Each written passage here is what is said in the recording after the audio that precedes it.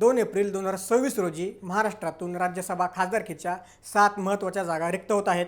या रिक्त होणाऱ्या जागांवर आता कोणाची वर्णी लागणार आणि कोणाचा पत्ता कट होणार याकडे संपूर्ण राज्याचं लक्ष लागलेलं आहे। या 7 जणांमध्ये अनेक दिग्गज नावांचा समावेश आहे। ज्या खासदारांचा कार्यकाळ संपत आहे त्यामध्ये राष्ट्रवादी काँग्रेस शरद पवार गटाचे सर्वेसर्वा शरद पवार, केंद्रीय मंत्री आणि RPIचे नेते रामदास आठवले, भाजपचे माजी केंद्रीय राज्यमंत्री डॉक्टर भागवत कराड, भाजपचे धैर्यशील पाटील, उद्धव ठाकरेंच्या शिवसेनेच्या आक्रमक नेत्या प्रियंका चतुर्वेदी, काँग्रेसच्या ज्येष्ठ नेत्या रजनी पाटील आणि शरद पवार गटाच्या फौजिया खान यांचा समावेश आहे। या 7 दिग्गज नेत्यांची टर्म संपत आल्यामुळे आता नव्या चेहऱ्यांना संधी मिळणार की जुन्यांनाच पुन्हा मैदानात उतरवले जाणार याची उत्सुकता महाराष्ट्राच्या राजकीय वर्तुळात सध्या शिगेला पोहोचलेली आहे। नक्की कोण आहेत हे 7 खासदार आणि कोणत्या पक्षाचे किती खासदार सध्या राज्यसभेवर जाऊ शकतात?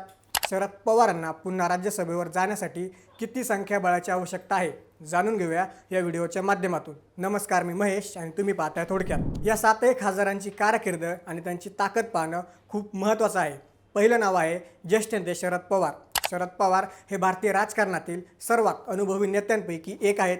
त्यांनी 4 वेळा महाराष्ट्राचे मुख्यमंत्री आणि केंद्रात संरक्षण तसेच कृषी मंत्री म्हणून काम पाहिलं आहे। 2020 मध्ये ते दुसऱ्यांदा राज्यसभेवर निवडून आले होते। दिल्लीत महाराष्ट्राचा आणि शेतकऱ्यांचा आवाज म्हणून त्यांची ओळख आहे। वयाच्या 85व्या वर्षी ते राजकारणात सध्या प्रचंड सक्रिय आहेत। 2024 मध्ये त्यांच्याकडे स्वतःचे आमदार कमी असले तरी त्यांच्या उंचीच्या नेत्याला सर्वपक्षीय पाठिंबा मिळतो का हे पाहणं सध्या महत्त्वाचं ठरणार आहे।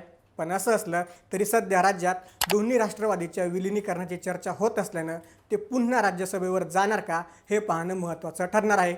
यामध्ये दुसरं नाव आहे केंद्रीय मंत्री रामदास आठवले। दलित पॅंथरपासून आपल्या राजकारणाची सुरुवात करणारे रामदास आठवले सध्या महायुतीचे महत्त्वाचे घटक आहेत। ते 2014 पासून सलग राज्यसभेवर असून सध्या केंद्रात सामाजिक न्याय राज्यमंत्री म्हणून कार्यरत आहेत।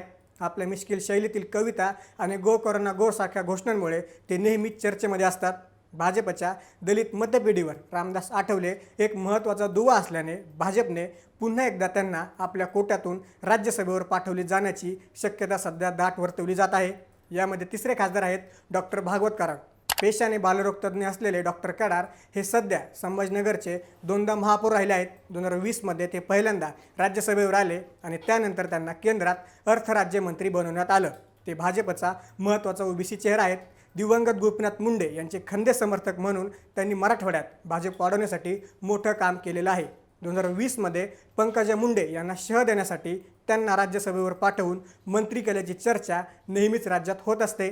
नुकत्याच झालेल्या संभाजीनगर महापालिकेत त्यांच्या नेतृत्वात भाजपने चांगली कामगिरी केल्यानं त्यांना भाजप पुन्हा एकदा राज्यसभेवर पाठवणार का हे पाहणं महत्त्वाचं ठरणार आहे। या यादीत चौथं नाव आहे भाजपचे धैर्यशील पाटील। धैर्यशील पाटील हे रायगड जिल्ह्यातील पेन मतदारसंघाचे माजी आमदार आहेत।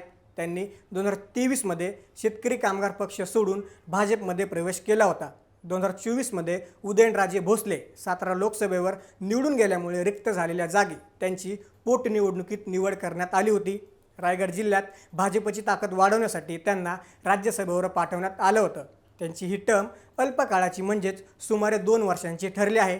भाजप पुन्हा एकदा त्यांना राज्यसभेवर पाठवण्याची शक्यता सध्या तरी कमीच दिसत आहे। 5व्या खासदार आहेत प्रियंका चतुर्वेदी।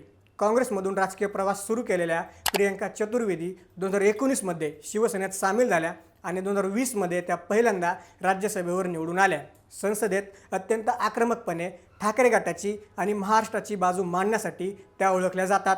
महिला सुरक्षा आणि शिक्षण या विषयांवर त्यांनी सातत्याने प्रश्न उपस्थित केलेले आहेत। त्या शिवसेना उभाठा गटाच्या दिल्लीतील मुख्य प्रवक्त्या असून संसदेत त्यांची उपस्थिती आणि चर्चांमधील सहभाग खूप चांगला राहिला आहे। पण सध्या उद्धव ठाकरे गटाकडे त्यांना पुन्हा एकदा राज्यसभेवर पाठवणे इतके संख्याबळ नसल्यानं त्या पुन्हा एकदा राज्यसभेवर जातील की नाही याबाबत साशंकता आहे। यामध्ये 6वं नाव आहे रजनी पाटील। रजनी पाटील या काँग्रेसचे अत्यंत ज्येष्ठ नेते आहेत। त्यांनी यापूर्वी बीडमधून लोकसभेचं प्रतिनिधित्व केलं आहे। राजीव सातव यांच्या अकाली निधनानंतर रिक्त झालेल्या जागी 2021 मध्ये त्यांची निवड झाली होती। त्यांना संसदेतील उत्कृष्ट कामगिरीसाठी संसद रत्न या पुरस्कारानेही सन्मानित करण्यात आलेलं आहे। काँग्रेस हायकमांडच्या ते अत्यंत विश्वासू मानल्या जातात आणि जम्मू काश्मीर काँग्रेसच्या प्रभारी म्हणूनही त्यांनी मोठी जबाबदारी सांभाळलेली आहे। ज्या बीडमधून त्या येतात त्या बीडमध्ये काँग्रेस पक्षाने कोणतीही विशेष कामगिरी न केल्याने काँग्रेस पुन्हा एकदा त्यांना संधी देईल की नाही याची शक्यता जरा कमीच आहे. 7वं नाव आहे फौजिया खान. फौजिया खान या महाराष्ट्रातील पहिल्या मुस्लिम महिला मंत्री म्हणून राहिलेल्या आहेत. 2020मध्ये त्या राष्ट्रवादीच्या कोट्यातून राज्यसभेवर गेल्या होत्या. त्या राष्ट्रवादी शरद पवार गटाच्या महिला काँग्रेसच्या राष्ट्रीय अध्यक्ष असून शिक्षण आणि अल्पसंख्याक विकासासाठी त्यांनी परभणी परिसरात मोठं काम केलेलं आहे. शरद पवार यांच्या विश्वासू सहकारी म्हणून त्यांची ओळख असून संसदेत ते अत्यंत अभ्यासू भाषणे करण्यासाठी ओळखल्या जातात. पण सध्या शरद पवार यांच्या पक्षाकडे राज्यसभेवर जाण्याइतकं संख्याबळ नसल्यानं फौजिया खान यांना पुन्हा संधी मिळेल याची शक्यता जरा कमीच आहे. राज्यसभेच्या एकूण जागेचं गणित समजून घेणं सध्या खूप महत्त्वाचं आहे. राज्यसभेच्या एका जागासाठी साधारणपणे 37.5 म्हणजेच 38 आमदारांच्या पहिल्या पसंतीच्या मतांची गरज असते. नुकत्याच झालेल्या विधानसभा निवडणुकीतील नवीन संख्याबळ पाहताच महायुतीकडे सध्या स्पष्ट बहुमत आहे. महायुतीमधील आमदारांची संख्या पाहता 7 पैकी 6 जागा महायुतीच्या पाड्यात पडण्याची दाट शक्यता आहे. यामध्ये भारतीय जनता पक्षाला 3 जागा, एकनाथ शिंदे यांच्या शिवसेनेला 1 जागा आणि अजित पवारांच्या राष्ट्रवादीला 1 जागा सहज मिळू शकते. उरलेल्या 6व्या जागेसाठी महायुतीला समन्वयाने प्रयत्न करावे लागणार आहेत.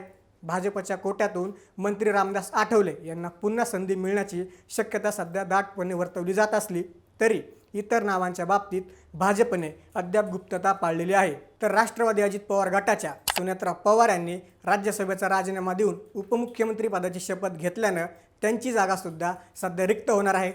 राष्ट्रवादी अजित पवार गटाकडून सध्या हे रिक्त झालेल्या जागेवर 6 वर्षांच्या जागेसाठी पार्थ पवार यांचं नाव आघाडीवर आहे. पार्थ पवार राज्यसभेवर जाण्यासाठी इच्छुक असल्यानं ते राष्ट्रवादी अजित पवार गटाचे संभाव्य उमेदवार असू शकतात. तर दुसरीकडे महाविकास आघाडीची स्थिती अत्यंत बिकट दिसत आहे. संख्याबळानुसार महाविकास आघाडीच्या वाटेला केवळ एकच जागा येताना दिसत आहे. सध्याच्या आकडेवारीनुसार भाजपकडे अपक्षांसह 137 आमदारांचं संख्याबळ आहे. तर एकनाथ शिंदे यांच्या शिवसेनेकडे 60 आमदार आहेत. अजित पवार यांच्या राष्ट्रवादीकडे 41 आमदार आहेत.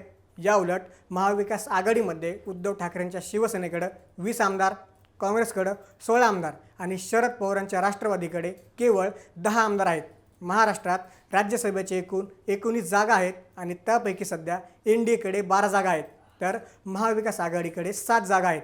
मात्र एप्रिल 2024च्या निवडणुकीनंतर हे आकडे पूर्णपणे बदलणार आहेत. या निवडणुकीतील सर्वात मोठे आकर्षण हे ज्येष्ठ नेते शरद पवार हे असणार आहेत. शरद पवार हे केवळ राज्याच्याच नाही तर देशाच्या राजकारणातील अत्यंत अनुभवी व्यक्तिमत्व आहेत. त्यामुळे त्यांना बिनविरोध निवडून आणण्यासाठी सर्वच पक्ष सामंजस्य दाखवणार का ही चर्चा आता आतून रंगली आहे. संजय राऊत यांनी दिलेल्या संकेतानुसार महाविकास आघाडी ज्येष्ठ नेते शरद पवारांना पुन्हा एकदा राज्यसभेवर पाठवण्यासाठी अत्यंत आग्रही आहे. संजय राऊत म्हणतात की पवार साहेबांसारखा नेता महाराष्ट्रासाठी दिल्लीत असणं खूप गरजेचं आहे. शरद पवार साहेबांची मानसिकता पुन्हा एकदा निवडणूक लढवण्याची झाली की महाविकास आघाडीकडे त्यांना निवडून आणण्यासाठी पुरेशी ताकद असल्याचंही त्यांनी सांगितलं आहे. महाराष्ट्रात राज्यसभेच्या निवडणुका बिनविरोध करण्याची एक मोठी परंपरा कायमच राहिलेली आहे. मात्र गेल्या काही निवडणुकांमध्ये झालेला घोडेबाजार, क्रॉस वोटिंग आणि महायुतीकडे असलेलं प्रचंड संख्याबळ पाहता यंदा ही निवडणूक बिनविरोध होणार की भाजप आपल्या 7व्या जागेसाठी ताकद आजमावणार हे पाहणं रंजक ठरणार आहे. 2023मध्ये झालेल्या राज्यसभा निवडणुकीत भाजपने धनंजय महाडिक यांना उमेदवारी देऊन बिनविरोधाची परंपरा मोडीत काढली होती. या निवडणुकीत महाविकास आघाडीला मोठा फटका बसणार हे निश्चित मानले जात आहे. कारण अनेक राज्यांमध्ये भाजपचे संख्याबळ वाढल्यामुळे त्याचा परिणाम राज्यसभेच्या समीकरणावरून होत आहे. आता या 7 जागांसाठी कोणकोणते नवीन चेहरे समोर येतात आणि कोणाला निवृत्ती स्वीकारावी लागते हे येणारा काळच ठरवेल. याबद्दल तुम्हाला काय वाटतं? राज्यसभेवर कोणत्या खासदाराला संधी मिळेल? शरद पवार पुन्हा एकदा राज्यसभेवर जातील का? तुमचं मत आम्हाला खाली कमेंट्समध्ये नक्की सांगा आणि अशाच राजकीय घडामोडी जाणून घेण्यासाठी थोडक्यातलं नक्की सबस्क्राईब करा.